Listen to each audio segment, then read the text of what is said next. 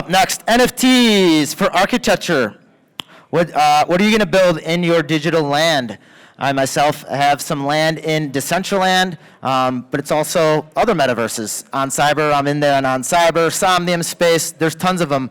Where are you going to build your digital land next? Come on up, gentlemen. Yes, yeah.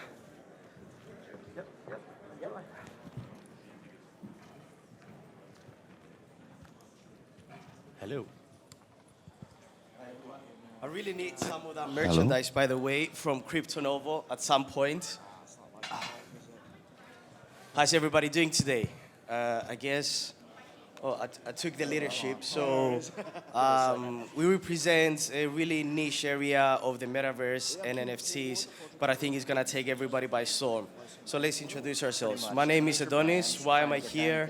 I'm actually an economist and a financial analyst, and I know nothing about architecture. But about a year ago, I saw what was happening with NFTs. My brother was an architect, and I put two and two together, and there was nothing about architecture. Nobody was really interested in it. And then that's how I co-founded Renovi. Renovi, it's a marketplace and also a studio that creates for the metaverse. And I do this as a full-time job. I don't have any other side gigs. This is what I do day in and day out. I just love it. What about you guys? Well, my name is Michel Vieira. I'm the co-founder of Decent Architecture. And why am I here? I mean, 1 year ago, I started to investigate a bit on the metaverse since I was already well aware of the blockchain and all the technology it could provide us. And suddenly I started to sketch a bit of like buildings, and I found that passion 10 years after I dropped out from uni, that I've forgotten completely building actual physical buildings here in London, dictated by property developers and all of that, and politicians, and economic, and even fire regulations. Finding that passion, I just created Decent Architecture, and I consider it more of a hobby than a job because I actually have fun doing it. And 1 year later, here I am. Hi, good morning. Great to have you here. Thanks for making it. My name is Luca. I'm a co-founder at Metaverse Architects. We're essentially a development, advisory, and investment firm for the metaverse. But my story began with Minecraft and online worlds, especially during the pandemic. And that was when I then eventually came across these virtual worlds that were combining blockchain into online experiences, that the cogs really started turning in how content creators that we have like on social media, that we all know are important for social media to function, were also going to be required inside of these metaverse platforms. So I immediately did not want to create my own metaverse platform. I wanted to help to actually take the platforms that exist further along. Looking into like the literature of the metaverse, you might come across like Ready Player One, and one of the main characters is referred to as the architect. So I thought calling an advisory and a development firm that builds out these metaverse experiences to be called Metaverse Architects was a good idea. So yeah, we did start out by focusing mostly on the architecture and the 3D modeling and the design that goes into that. But it's also very important that if you're more of an architect today, that you don't sleep on the opportunity to develop coding. Because I believe that architects, if they want to be able to pivot into this space, they definitely need to become more of technical artists.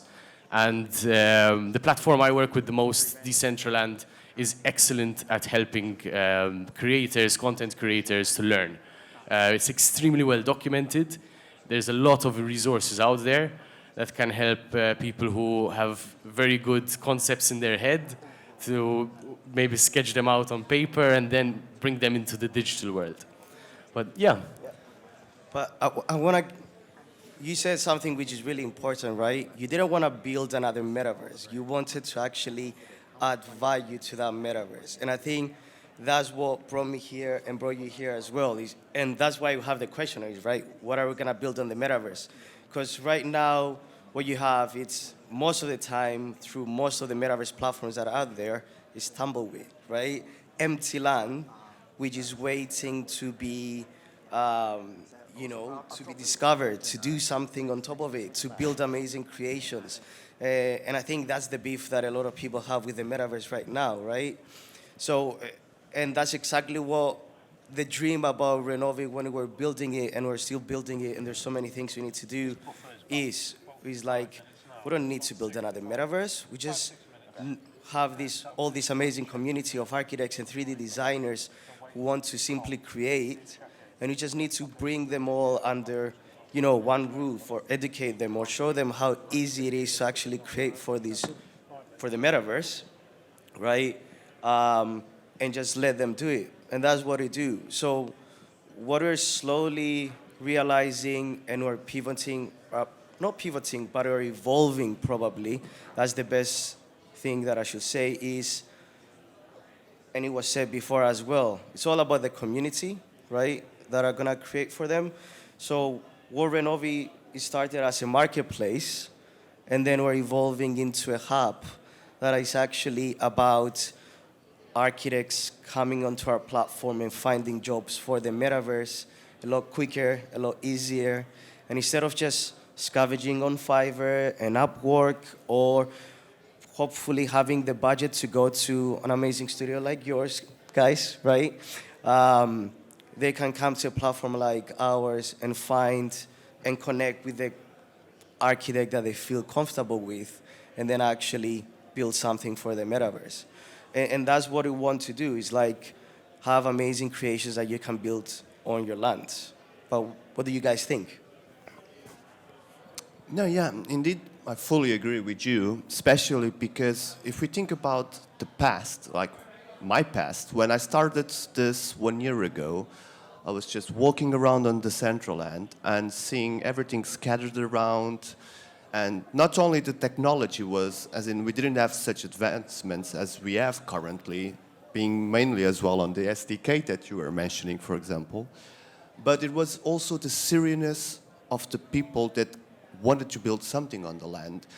I had innumerous talks with a lot of potential clients that it was always art gallery and not even trying to think about the building itself, trying to think about how do I make this interesting for the users to actually come in, and what's my contribution to this space? I'm saying the central end, but the same could be applied to Sandbox or any other space. The reality was the same. Now, thankfully, with all the advancements that we have, as an example, I'm building a lot on spatial.io, which is growing pretty fast and past a lot of other spaces. It's an amazing space to be. All these advancements actually contributed for all of us to be more taken serious and to onboard people from outside. Because the first 1 year ago, I would show the central end to my friends trying to onboard them. Nobody would take me serious, would say, is this what you're spending all your nights, evenings, dawns working on? And now, thankfully, again, it's because of the technology, but it's also because of the people that are coming here. You don't need to be an architect. We are architects, but as a 3D modeler, how seriously you take this as a client, how much demanding you are for the building that you're going to have on your land or on your space. It's all this reflective thinking that is actually having good results, and it's easier for me to onboard people from the conventional world into this new one because it's more attractive.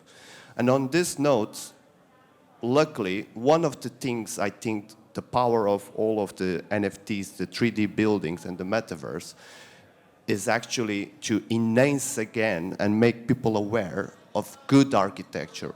We walk around the cities, or conventional cities, no matter where you're from, and it's mostly mundane buildings dictated by economy, value engineering, and cutting costs on everything and repetitive cities.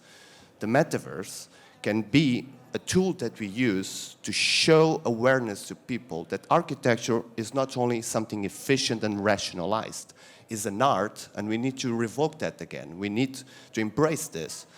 By using the metaverse, as an example, we can showcase those buildings, either us as 3D modelers or the clients itself can showcase good architecture that can be transported to the physical world by creating this awakening on people. We are mostly numb nowadays, and we don't reclaim, we don't even demand from our government the great buildings that we had, as an example, the Barbican and other buildings around London that were rebuilt after the Second World War. Where are those buildings now? Where is this investment? So again, when you think about building, my suggestion, and that I always make to the client is, let's make this special.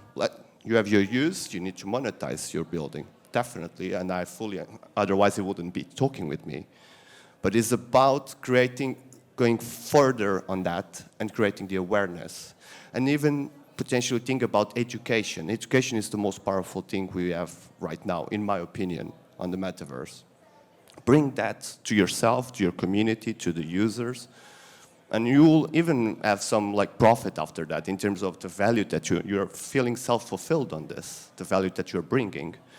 But Lucas, do you have any thoughts? For sure. You actually mentioned something that kind of rang a bit in my head to make me think, oh yes, I've been there. In the past year, we've worked with a number of different companies, from small to very large. And when you're working with, for example, very large organizations, you're often trying to get consensus from a board or from a number of people about what they want to create. And the worst thing is when they want something that, in our opinion, is a bit boring, right? Like if you're doing an art gallery in the metaverse, you don't want to just have a nice building and things hanging on the wall. Why? Like sure, it's cool, but if you've got this opportunity to do things differently, then you really should, and you should spend time trying to change the perception of what an art gallery can look and feel like. This last summer, there was the Metaverse Art Week. And that was such an interesting experience. There was, statues walking around. There was kind of activities where you could put in a number of inputs, and the participants in the museum are actually generating the art that's being displayed. So I think pushing to think outside of boundaries is important. And that's sometimes the hardest part that we have, is convincing companies, brands, to actually take that risk, to take that bit of to do things that they haven't done before, even if maybe they feel like it's not on brand or what they're usually used to. And really, there's one of the sponsors of NFT.London is Immutable, and one of their founders wrote a book, Virtual Society. Maybe you've read it, but if you haven't, I really recommend it. He talks about the metaverse from a different perspective that I've heard many people refer to it. And he starts the book by describing how the metaverse is something that the human mind has been able to experience or conceive for thousands of years. We've created metaverses in our head and told them through stories throughout generations. And that's done through myth, legend, religion. These are all metaverses we've created in our head about a different world that can exist, that has different features, that's different from the world we live in. And it's now, thanks to technology, that we can, kind of tangibly create those imaginary worlds and experience them for ourselves. So I really believe that we should take that kind of philosophy into everything we create. And one thing that I would, before passing on to the awesome people on this panel too, is be wary of where you're actually posting your content and your intellectual property. Look into what the platform where you are publishing your content actually, and look into what they do with what you create. So different organizations have different licenses, and they basically use your IP in different ways. We believe that everything you put onto the metaverse should be owned by who's created it and who's put it up there. Decentraland is one that does that very, very well. It's in their terms and conditions that everything you've put up onto Decentraland is your property. And I think that that's something that we, as creators, as content creators, we need to demand it. and we can also influence where people actually go and spend time by only creating for platforms that fit our morals and values. And I think that's something important. I'm not sure if it's something that will be fully adopted immediately, or if it's something where you'll have a portion of society that appreciate that there's a Creative Commons license that can be used. But I think it's something that's important when you're thinking about what you're going to create and where you're going to put it. Right. So guys, okay, we have the land now. Let's go back to the main question, right? We have land. What are we gonna build on it? Luca, you work with so many brands out there. What do you see them actually building on their land, right? And what do they wanna get out of it? What is it that they wanna get out of it? For sure. Yeah, so I mean, if we look at the internet, we could probably map the same kind of adoption of let's say, business models, if we had to talk about. When the internet kicked off, the two things that immediately gained traction and were kind of a sustainable business were gambling and porn. So those two for sure are things that are already happening. Casinos in the Centraland are super successful. And we're going to see more of them in the coming months for sure. But then also I'm very excited for fashion and how that can change both e-commerce, so being able to experience stores in a new way, being able to actually engage your clients beyond just like the physical world. And I think fashion and then events go in together, because usually you dress up to go to an event, right? So if you're going to and your avatar needs to dress up as well, right? Absolutely, absolutely. Yes, I mean, you're able to recognize people in the metaverse and what they like and what community they're part of by what they wear. It's cool. Even the panel before us, they were describing how you could have an alter ego online, and I think you're able to express your alter ego by what you wear as well as what you do. So those for sure are things that I can see clearly. One thing, my favorite thing that we built this year was for a food brand. Maybe you've heard of goldfish crackers. They're these little tasty crackers that kids love everywhere. And what we did for them is we built this cheddar cheese lava volcano, and the user could go to this volcano, pick up a pickaxe, and then start mining for goldfish crackers, which if you go mine in a volcano in real life, you're not going to get crackers you can eat, but in the metaverse, it's possible. After the person then collected these 22 crackers, they would win a prize. That prize came in the form of an NFT, and it was also in the form of a coupon that the person, if they were based in Canada, could go to the shop in real life and redeem for an actual packet of crisps, of crackers. And I think that was my favorite experience, because it had like a fun thing to do online, and then also it drove traffic to the stores in real life too. So I think we're going to start seeing a lot more of those kind of crossovers where you have digital experiences, but also in real life redemptions or add-ons.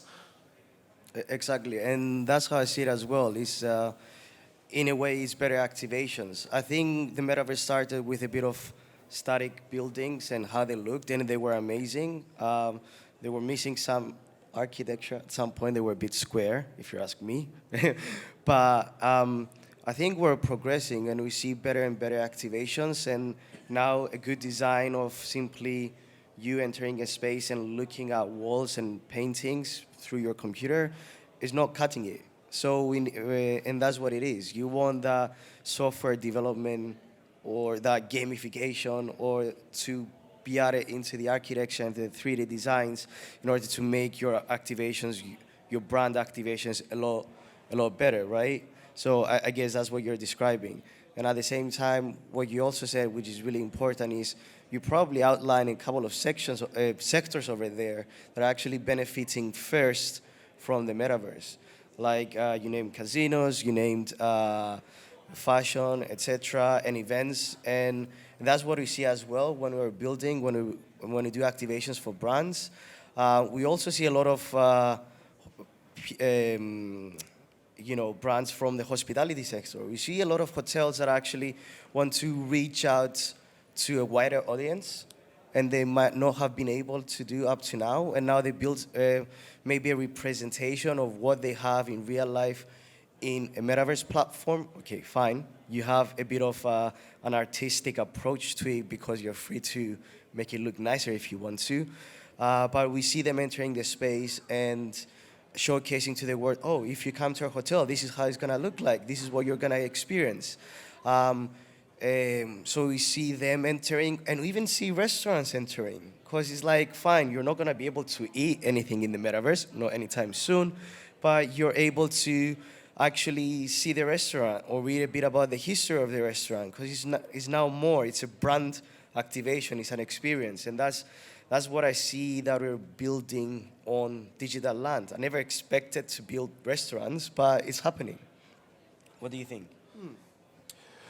No, we have all of these scenes going on, and which, I mean, for sure, if you've been roaming around on the metaverse, you've seen a few of the brands coming and all of this experience, and especially the crossover that is starting, people are starting to think out of the box, finally.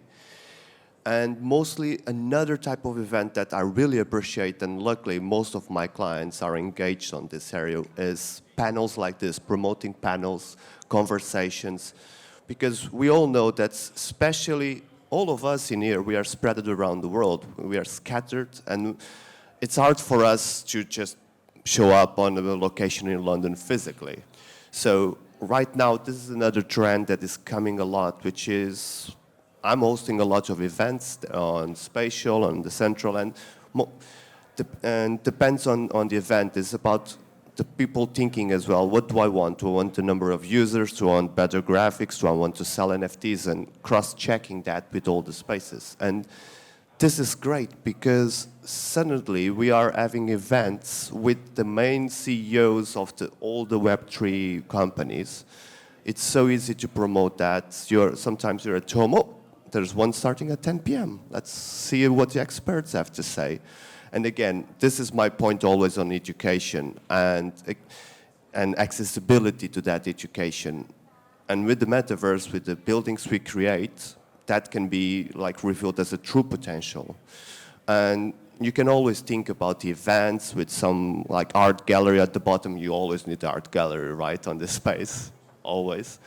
But it's about thinking on the program and thinking out of the box, how the building can respond to all of this and leaving your mark, your good mark on what you're trying to do, not only artistic, not only rationalized, but a good mark for humankind. In my case, I bet on education.